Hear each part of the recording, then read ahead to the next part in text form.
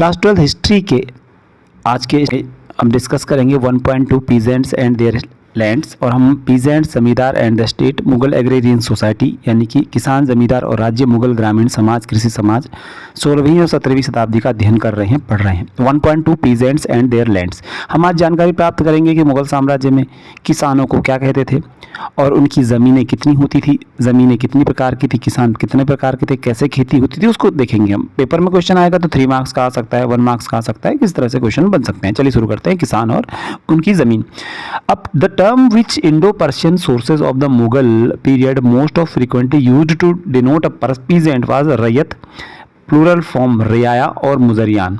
यहाँ पर आप बात करोगे कि अगर हम मुगल एम्पायर की बात करेंगे तो मुगलों की जो ऑफिशियल लैंग्वेज थी, मुगल साम्राज्य में जिस आधिकारिक भाषा का वो प्रयोग करते थे वो पर्शियन यानी पारसी भाषा थी, उनकी फारसी भाषा थी।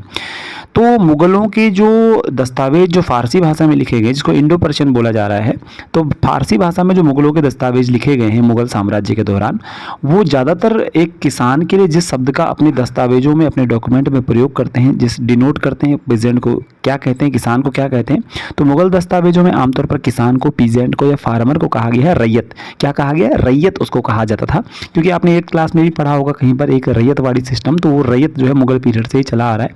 और रैयत वर्ड का प्लूरल जो फॉर्म होता है, बहुवचन जो होता है, रियाया होता है। जैसे रियाया शब्द से ही रियासत शब्द बना हुआ है, आप जानते होंगे। तो रैयत मुगल एम्पायर में किसान को कहा जाता था। इसके अलावा किसान को मुजरियान भी कहते थे। क्या कहते थे? मुजरियान भी कहते थे। ये 1 नंबर के लिए पेपर में इंपॉर्टेंट आपके लिए हो सकता है। In addition we also encounter the terms kisan और आसामी। मुगल एम्पायर में हम ये भी देखते हैं कि वहाँ पर जो अपने पीजेंट को किसान भी कहा जाता था, जैसे कि आज भी किसान कहते हैं, और आसामी भी कहा जाता था। आसामी का मतलब असम का रहने वाला, अभी यहाँ पर ऐसा नहीं है, इसका मतलब आसामी, ठीक है, आसामी भी कहा जाता था। तो यहाँ पर आप ध्यान से याद रखिएगा कि मुगल पीरियड में रियाया, रैयत, मुजरियान, किसान, असामी, ये पीजेंट को, किसान को संबोधित किया जा रहा है। संस्कृत में तो खैर कृषक कहा जाता है, सबको मालूम है। Sources of the 17th century refer to kinds of peasants. अब यहाँ पर 2 काइंड्स ऑफ पीजेंट्स की बात करते हैं। अगर आपका क्वेश्चन आता है कि how many kinds of peasants were there in the Mughal empire mostly, तो एनसीईआरटी में लिखा हुआ है कि भाई किसान 2 प्रकार के मुख्य तौर पर मुगल साम्राज्य में थे। टाइप है इनमें, एक को कहते हैं खुद कास्त किसान, दूसरे को कहते हैं पाही कास्त किसान। किसान 2 काइंड के, 2 तरह के किसान वहां पर होते थे। एक को कहते हैं खुद कास्त, एक को कहते हैं पाही कास्त। अब खुद कास्त क्या होता है, पाही कास्त क्या होता है, मैं आपको समझाता हूँ। खुद का मतलब होता है सेल्फ, यानी खुद, जो आदमी खुद काम करता है, और कास्त मतलब खेती करता है। कास्त मतलब होता है खेती करना, जैसे एक शब्द बना हुआ काश्तकार। पाही का मतलब होता है बाहर, बाहर जो खेती करे। कास्त मतलब बाहर, कास्त मतलब खेती यानी बाहर करे खेती। अब बाहर और अंदर का मतलब क्या है, देखिए, the former were residents of the village in which they held their lands and the latter were non resident cultivators who belonged to some other village. ध्यान दीजिएगा कि जो खुद कास्ट फार्मर था, जो खुद कास्ट है, जो खुद खेती करेगा, यानी जो किसी गांव का रहने वाला आदमी, जिसकी उसी गांव में ज़मीन है, अपनी ज़मीन पर अपने ही गांव में जो खेती करता है, उसको कहते हैं खुद कास्त किसान। जिसके पास ज़मीन हो, अपने ही गांव में हो और अपने गांव की खेतों पर खेती कर रहा हो, उसे खुद कास्त किसान कहते थे।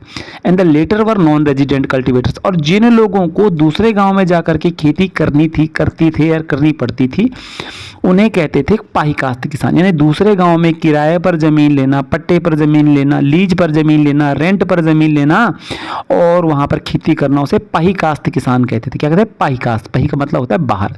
तो but cultivated lands elsewhere on a contractual basis, यानी कॉन्ट्रैक्ट पर, पट्टे पर ज़मीन दूसरे गाँव में ले ली, वहाँ खेती कर रहे हो, इसका मतलब आप क्या हो, आप कॉन्ट्रेक्चुअल फार्मर हो या पाही कास्त किसान हो, जो वर्ड एग्जैक्टली यूज़ किया गया है। अब लोग पाही कास्ट क्यों बनते थे? People became pahi kashta either out of choice, for example when terms of revenue in a distant village were more favorable or out of compulsion, यानी कि for example forced by the economic distress after a famine। यदि किसी किसान को ये लगता था कि दूर किसी जगह पर उसको फेवरेबल जो है टर्म्स ऑफ रेवेन्यू मिल रहे हैं, यानी रेवेन्यू यानी राजस्व यानी कर जो है राजा के द्वारा कम लिया जा रहा है दूर किसी गांव में, तो किसान वहां पर खेती करने चला जाता था और उसको लगता था कि मैं आराम से खेती कर सकता हूं अपने गांव में रहने के बजाय या कहीं पर भी। इसके अलावा आदमी को ये लगता था कि भाई जिस क्षेत्र में वो अकाल पड़ गया है और वहाँ पर इकोनॉमिक डिस्ट्रेस है, यानी कि वहाँ पर बहुत गरीबी है, खेती करना कठिन है, टैक्स के बोझ से दबा जा रहा है, तो दूसरे क्षेत्र में जाकर के खेती कर सकता था जहाँ उसको फेवरेबल कंडीशन मिलती थी। याद रखिएगा उस टाइम पे खेती करने के अलावा लोगों के पास बहुत सारे ऑप्शन नहीं होते थे, या तो कोई एग्रीकल्चर करेगा या मजदूरी करेगा, ज़्यादा से ज़्यादा जंगल में जा करके जो वो जंगली फलों पर जो वो लाइफ जिएगा, या फैक्ट्री वैक्ट्री तो नहीं मुगल एम्पायर में। तो इस तरह से वहाँ पर लाइफ जी जा रही थी। तो कुल मिलाकर के अभी तक हमारी जो जानकारी है वो हमको जानकारी मिली है कि मुग़ल एम्पायर में पीजेंट को क्या कहते थे। तो मुग़ल एम्पायर में पीजेंट को कहते थे मुजरियान, पीजेंट को कहते थे आसामी, पीजेंट को कहते थे हम किसान, और सबसे फेवरेट वर्ड पीजेंट को कहते थे रैयत। और रैयत का जो प्लूरल हो जाता है उसे रियाया कह देते हैं। अगर हम बात करें how many types of farmer were there in the Mughal empire, तो एक को कहते थे खुद कास्ट और एक को कहते थे pahi kasht. Khud kasht who practise the agriculture on his own land in his own village, and the pahi kasht means the peasant the farmer who go to the another village and take the land on lease and on rent and then practise agriculture. ठीक है, ये हो गया यहाँ पर। अब next point की यहाँ पर बात करते हैं भाई कितनी कितनी मुग़ल एम्पायर में ज़मीन होती थी, कितनी ज़मीन पे वो खेती करते थे, ये सब हमको देखना पड़ेगा यहाँ पर। चलिए शुरू करते हैं। यहाँ पर थोड़ा सा स्क्रीन का इशू हो रहा है। तो seldom did the average peasants of north India possess more than a pair of bullocks. अब हमारे मुगल जो हमारा नॉर्थ इंडिया का किसान है उसकी कंडीशन क्या है देखिए। Seldom did the average peasant of north India possess more than a pair of bullocks and 2 ploughs. हमारे उत्तर भारत के ये उत्तर प्रदेश हरियाणा वाला जो एरिया है यहाँ पर किसी भी किसान के पास जो एवरेज फार्मर था, औसत किसान था, एक जोड़ी बैल और 2 हल से ज़्यादा आमतौर पर बहुत कम था कि होता होगा किसी के पास। ये कंडीशन किसानों के समय है, मतलब अच्छी कंडीशन नहीं है। मोस्ट पॉजेस्ट एवन लेस, कई बार तो बेचारे के पास 2 बैल और 1 हल भी नहीं होता था। In Gujarat peasants process about 6 acres of land were considered to be affluent. Gujarat के अंदर यदि किसान के पास 6 एकड़ ज़मीन होती थी तो उसे समृद्ध माना जाता था। यानी अगर 6 एकड़ ज़मीन गुजरात में आपके पास होती थी मुगल पीरियड में 16वीं सदी 17वीं सदी में, तो ये मानते थे भाई समृद्ध किसान है, अमीर किसान है। In Bengal on the other hand 5 acre was the upper limit of an average peasant farm. यानी अगर आप बंगाल की बात करोगे तो आपके पास वहाँ पर जो है 5 एकड़ तक ज़मीन है, तो वो वहाँ पर एक अमीर किसान, ठीक ठाक किसान माना जाता था। 10 एकड़्स वुड मेक 1 रिच आसामी, और एक 10 एकड़ की ज़मीन किसी के पास होती थी अगर, तो वो अमीर आसामी यानी कि अमीर किसान माना जाता था अगर 10 एकड़ की ज़मीन होती थी। ये बंगाल की बात कर रहे हैं, 10 एकड़ होगी तो। Cultivation was based on the principle of individual ownership. अब ओनरशिप लैंड का क्या होता है यहाँ पर ध्यान दीजिएगा। जैसे कि आपने देखा होगा through the eyes of travellers में बर्नियर कहता है कि इंडिया में जो है रूलर, जो राजा होता है, मुगल एम्परर होता है, वो लैंड का ओनर है। बट अबुल फजल ने ये भी कहा था कि भाई राजा तो लैंड का ओनर नहीं, इंडिविजुअल ओनरशिप है। राजा का मालिक तो यहाँ पर किसान होता है भारत में खेतों का। तो यहाँ पर क्लियर हो गया कि प्रिंसिपल ऑफ इंडिविजुअल ओनरशिप था वहाँ पर। खेत जमीन का मालिक कौन होता था मुगल एम्पायर में? वो जमीन का मालिक फार्मर ही होता था। व्यक्तिगत भूस्वामित्व था, लोग अपनी अपनी जमीन के खुद मालिक थे। ये क्लियर है, ध्यान दीजिएगा।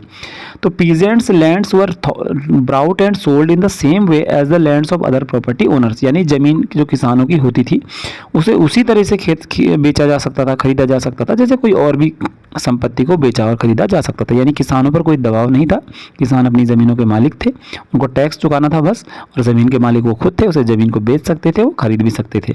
तो ये पूरी कहानी यहाँ पर दिखाई जा रही है। This 19th century description of peasant holdings in the Delhi Agra region would apply equally in the 17th century. जो यहाँ पर जो 19वीं सदी का डिस्क्रिप्शन दिया गया, 19th सेंचुरी डिस्क्रिप्शन को पीजेंट जो आज की कंडीशन है 19वीं सदी में जो किसानों की दिल्ली आगरा क्षेत्र में, ऐसी ही कंडीशन 17वीं सदी में भी मुगल इंडिया में थी, क्योंकि वहाँ पर भी उस समय भी लगभग ऐसी ही कंडीशन थी। द कल्टिवेटिंग पीजेंट्स यानी जो किसान थे, जो खेती करते, जिन्होंने आसामी कहते थे, who plough up the field, जो कि खेती करते थे, mark the limits of each field, और अपने खेतों की उचित दूरी पर वो मार्क कर देते थे, है ना, फॉर आइडेंटिफिकेशन, ताकि पहचान हो जाए। डिमार्केशन यानी बाड़ाबंदी, डिमार्केशन यानी वो थोड़ा बहुत वहाँ पर निशान बना देते थे, डिमार्केशन कर देते थे, घेराबंदी कर देते कहाँ तक उनका खेत है। विद बॉर्डर्स ऑफ अर्थ यानी कि धरती का एक बाड़ाबंदी कर देते थे, उठी हुई जो बाउंड्री बना देते थे धरती का, जिसे मेड कहते हैं। ब्रिक ईंटें लगा देते थे, थॉर्न कटीली झाड़ियाँ लगाते थे, so that thousands of such fields may be counted in a village. इस तरह से हज़ारों जो खेत होते थे गांव में, इनको गिना जा सकता था। तो कुल मिलाकर के क्वेश्चन पे दोबारा आते हैं। क्वेश्चन हमारे पास क्या है, पीजेंट्स एंड देयर लैंड्स। यहाँ पर हमने बात आज क्या क्या की है कि पीजेंट्स के नेम क्या क्या थे मुगल एम्पायर में। दूसरा पॉइंट हमने बात किया टाइप्स ऑफ पीजेंट्स क्या था, खुद कास्ट पाई कास्ट था। तीसरा हमने बात करी कि उनके पास लैंड कितना होता था, तो यूपी में तो 5 एकड़, गुजरात में 6 एकड़ हो गया, बंगाल में भी 6 एकड़ है, ठीक है। इसके अलावा 10 एकड़ होगा बंगाल में तो बहुत अमीर हो जाएगा, बंगाल में 6 एकड़ का एरिया है। और किसान के पास आमतौर पर जो है उत्तर प्रदेश या नॉर्थ इंडिया किसान के पास भाई एक जोड़ी बैल और 2 हल से ज़्यादा तो होता नहीं था, ये उम्मीद की जा रही है। अमीर किसान होगा बंगाल में तो 10 एकड़ से ज़्यादा ज़मीन होती थी उसके पास। अगर बात करेंगे ओनरशिप ऑफ लैंड की, तो भाई साहब मुगल एम्पायर में किसान खेत का मालिक था, इंडिविजुअल लैंड ओनरशिप का थ्योरी वहाँ पर चलता था। अजीब सा थोड़ा सा टॉपिक है, लेकिन थोड़ा ध्यान रखिएगा, खुद कास्ट पहिकास्ट और मुजरियान रियाया रिया जैसे वर्ड बहुत इंपॉर्टेंट हो जाते हैं। चलिए वीडियो को देखने के लिए आपको बहुत बहुत धन्यवाद, थैंक यू।